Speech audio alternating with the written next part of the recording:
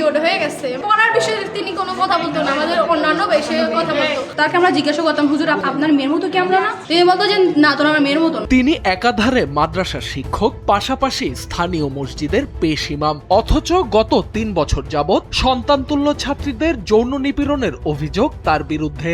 রয়েছে শারীরিক নির্যাতনের অভিযোগও।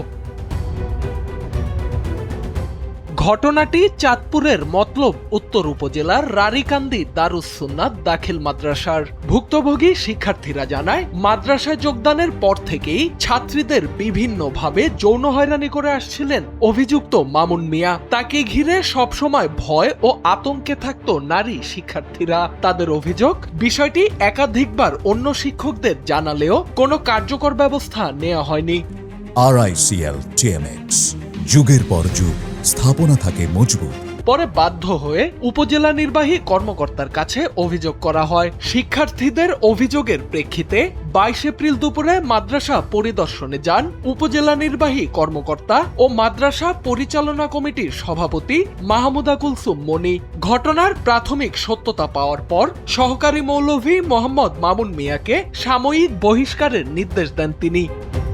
আমরা যে অভিযোগটা পেয়েছি সেই অভিযোগের প্রেক্ষিতে সাথে সাথে আমি এবং আমাদের ওসি তদন্ত মহোদয় আমরা সংশ্লিষ্ট প্রতিষ্ঠানে এসে অন্যান্য সকল শিক্ষকদের কথা শুনেছি, ভুক্তভোগী ছাত্রীদের কথা শুনেছি এবং অভিযুক্ত যে শিক্ষক তার বক্তব্য শুনেছি। যিনি অভিযুক্ত উনি আসলে আমাদের সামনে স্বীকার করেছেন যে সকল অভিযোগগুলো ওনার বিরুদ্ধে আনা হয়েছে সেগুলো সব সঠিক এবং সত্য। তো তার প্রেক্ষিতে আমরা ওনাকে আপাতত সাময়িকভাবে বহিষ্কার করেছি। পরবর্তীতে ওনার বিরুদ্ধে আমরা একেবারে পার্মানেন্টলি কোনো একটা ব্যবস্থা নেব।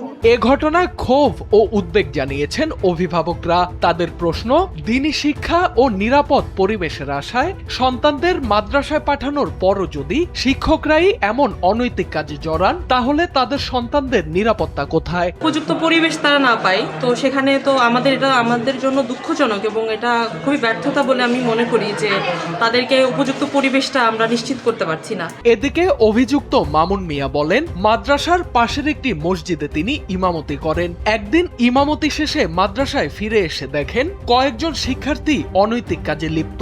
তখন তিনি তাদের বাধা দেন। এই কারণেই শিক্ষার্থীরা তার বিরুদ্ধে অভিযোগ করেছে বলে দাবি করেন তিনি।